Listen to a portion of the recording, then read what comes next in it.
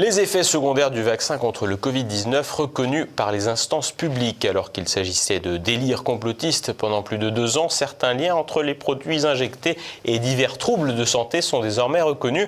Le point avec Élise Blaise. La vérité prend toujours l'escalier. Il aura fallu près de 3 ans de délire pour que les autorités finissent par reconnaître, en catimini, que les vaccins contre le Covid-19, acceptés pour beaucoup sous la contrainte, avaient de véritables effets secondaires. Lors d'une commission des affaires sociales du Sénat, François Toujas, en lice pour la présidence de l'ONIAM, l'organisme national d'indemnisation des accidents médicaux, 241 dossiers ont été traités et 72 personnes seulement ont perçu une indemnisation après la reconnaissance de la responsabilité du vaccin dans la survenance d'un effet indésirable. Sans grande surprise, les principaux incidents reconnus sont des troubles cardiaques avec des myocardites et des péricardites. Il ne serait pas surprenant que les autorités considèrent que ce sont les produits AstraZeneca rapidement retirés des préconisations générales qui en sont à l'origine. Pourtant, là encore, le gouvernement avait tout de même affirmé la sécurité des produits. D'après l'Agence nationale de sécurité du médicament, qui suit ainsi d'ailleurs les recommandations qui ont été formulées hier soir par l'Agence européenne du médicament, il n'y a pas lieu de suspendre la vaccination par AstraZeneca. Des enquêtes sont menées systématiquement à chaque fois qu'un effet indésirable grave est déclaré. Ce qu'on appelle le rapport bénéfice sur risque, c'est-à-dire le bénéfice apporté par la vaccination, est donc jugé supérieur au risque à ce stade. Évidemment, des investigations sont en cours en France et à l'étranger. L'Angleterre, qui a vacciné des millions d'habitants avec le vaccin AstraZeneca, enjoint à poursuivre la campagne vaccinale et n'a pas objectivé à très large échelle de surrisque d'effets indésirables graves. Des lots du vaccin d'AstraZeneca retirés en Italie, en Autriche et dans 4 autres pays européens.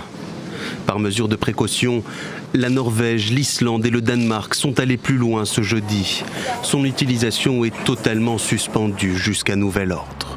Les effets secondaires inattendus du vaccin AstraZeneca qui cloue les soignants au lit. L'agence du médicament a en effet relevé 150 effets secondaires chez les personnels de santé vaccinés cette semaine. Au-delà des atteintes cardiaques, des troubles neurologiques ont aussi été rapportés dans les dossiers envoyés à l'ONIAM, notamment avec 33 personnes souffrant d'une paralysie faciale.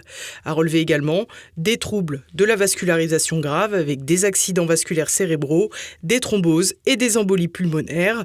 Liste non exhaustive bien sûr, avec des maladies concernées qui peuvent conduire jusqu'à la mort, ce qui empêche souvent les victimes de mener à bien leur dossier. Si l'on ignore le montant des indemnisations des patients touchés par les effets secondaires, on constate que ces affections sont finalement un peu plus graves que les médias complices l'expliquaient lors des campagnes de vaccination aussi délirantes qu'autoritaires.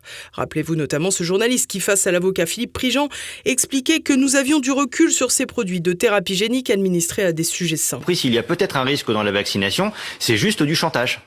Non mais les risques de la vaccination, ils sont évidemment très contrôlés. Là, vous parlez mais le vaccin, il est étudié depuis des dizaines d'années et aujourd'hui... Ah bon, ce vaccin-là, il est étudié depuis des dizaines d'années ? Moi, j'avais l'impression que ça faisait même pas 18 mois. On ne vous fera pas l'affront de dire qui avait raison. En réalité, les 72 personnes reconnues désormais victimes d'effets secondaires et leur indemnisation n'illustrent pas le faible taux d'effets secondaires des produits, comme se plaisent à le rappeler les médias, mais avant tout le faible nombre de signalements et de recours des victimes. D'abord, la séquence covidienne a montré la grande difficulté à faire remonter les événements indésirables post-vaccinaux à l'Agence nationale de sécurité du médicament, la NSM. La très grande majorité des Français ignoraient et ignorent toujours la marche à suivre et un très grand nombre de médecins, utilisés en grande pompe pour vacciner à vil prix, n'avaient pas une motivation débordante pour le faire pour leurs patients. Par ailleurs, les autorités publiques, fanatiquement favorables à la vaccination de masse, ne pourront pas se dédire. De même, beaucoup de vaccinés, convaincus ou contraints, n'ont psychologiquement plus les ressources pour accepter qu'ils ont été dupés.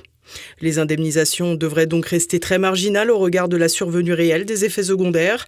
Une nouvelle dont on pourrait aussi se réjouir dans la mesure où l'ONIAM verse de l'argent public fourni par nos impôts et non par les bénéfices des laboratoires acquis avec les produits incriminés.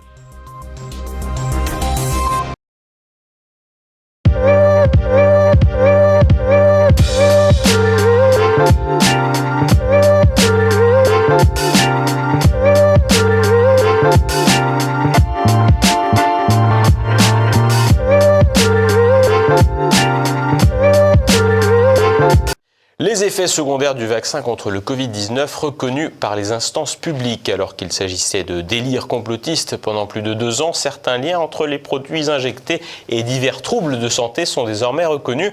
Le point avec Élise Blaise. La vérité prend toujours l'escalier. Il aura fallu près de 3 ans de délire pour que les autorités finissent par reconnaître, en catimini, que les vaccins contre le Covid-19, acceptés pour beaucoup sous la contrainte, avaient de véritables effets secondaires. Lors d'une commission des affaires sociales du Sénat, François Toujas, en lice pour la présidence de l'ONIAM, l'organisme national d'indemnisation des accidents médicaux, 241 dossiers ont été traités et 72 personnes seulement ont perçu une indemnisation après la reconnaissance de la responsabilité du vaccin dans la survenance d'un effet indésirable.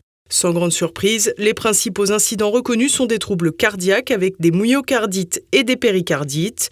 Il ne serait pas surprenant que les autorités considèrent que ce sont les produits AstraZeneca rapidement retirés des préconisations générales qui en sont à l'origine. Pourtant, là encore, le gouvernement avait tout de même affirmé la sécurité des produits. D'après l'Agence nationale de sécurité du médicament, qui suit ainsi d'ailleurs les recommandations qui ont été formulées hier soir par l'Agence européenne du médicament, il n'y a pas lieu de suspendre la vaccination par AstraZeneca. Des enquêtes sont menées systématiquement à chaque fois qu'un effet indésirable grave est déclaré.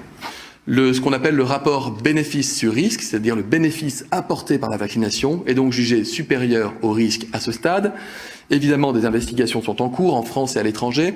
L'Angleterre, qui a vacciné des millions d'habitants avec le vaccin AstraZeneca, enjoint à poursuivre la campagne vaccinale et n'a pas objectivé à très large échelle de surrisque d'effets indésirables graves. Des lots du vaccin d'AstraZeneca retirés en Italie, en Autriche et dans 4 autres pays européens. Par mesure de précaution, la Norvège, l'Islande et le Danemark sont allés plus loin ce jeudi. Son utilisation est totalement suspendue jusqu'à nouvel ordre. Les effets secondaires inattendus du vaccin AstraZeneca qui cloue les soignants au lit. L'agence du médicament a en effet relevé 150 effets secondaires chez les personnels de santé vaccinés cette semaine. Au-delà des atteintes cardiaques, des troubles neurologiques ont aussi été rapportés dans les dossiers envoyés à l'ONIAM, notamment avec 33 personnes souffrant d'une paralysie faciale. À relever également des troubles de la vascularisation grave avec des accidents vasculaires cérébraux, des thromboses et des embolies pulmonaires. Liste non exhaustive bien sûr, avec des maladies concernées qui peuvent conduire jusqu'à la mort, ce qui empêche souvent les victimes de mener à bien leur dossier. Si l'on ignore le montant des indemnisations des patients touchés par les effets secondaires, on constate que ces affections sont finalement un peu plus graves que les médias complices l'expliquaient lors des campagnes de vaccination aussi délirantes qu'autoritaires. Rappelez-vous notamment ce journaliste qui, face à l'avocat Philippe Prigent, expliquait que nous avions du recul sur ces produits de thérapie génique administrés à des sujets sains. Oui, s'il y a peut-être un risque dans la vaccination, c'est juste du chantage. Non mais les risques de la vaccination, ils sont évidemment très contrôlés. Là, vous parlez mais le vaccin, il est étudié depuis des dizaines d'années et aujourd'hui. Ah bon, ce vaccin-là, il est étudié depuis des dizaines d'années ? Moi, j'avais l'impression que ça faisait même pas 18 mois. On ne vous fera pas l'affront de dire qui avait raison. En réalité, les 72 personnes reconnues désormais victimes d'effets secondaires et leur indemnisation n'illustrent pas le faible taux d'effets secondaires des produits, comme se plaisent à le rappeler les médias, mais avant tout le faible nombre de signalements et de recours des victimes. D'abord, la séquence covidienne a montré la grande difficulté à faire remonter les événements indésirables post-vaccinaux à l'Agence nationale de sécurité du médicament, la NSM. La très grande majorité des Français ignorait et ignore toujours la marche à suivre et un très grand nombre de médecins, utilisés en grande pompe pour vacciner à vil prix, n'avaient pas une motivation débordante pour le faire pour leurs patients. Par ailleurs, les autorités publiques, fanatiquement favorables à la vaccination de masse, ne pourront pas se dédire. De même, beaucoup de vaccinés, convaincus ou contraints, n'ont psychologiquement plus les ressources pour accepter qu'ils ont été dupés. Les indemnisations devraient donc rester très marginales au regard de la survenue réelle des effets secondaires, une nouvelle dont on pourrait aussi se réjouir dans la mesure où l'ONIAM verse de l'argent public fourni par nos impôts et non par les bénéfices des laboratoires acquis avec les produits incriminés.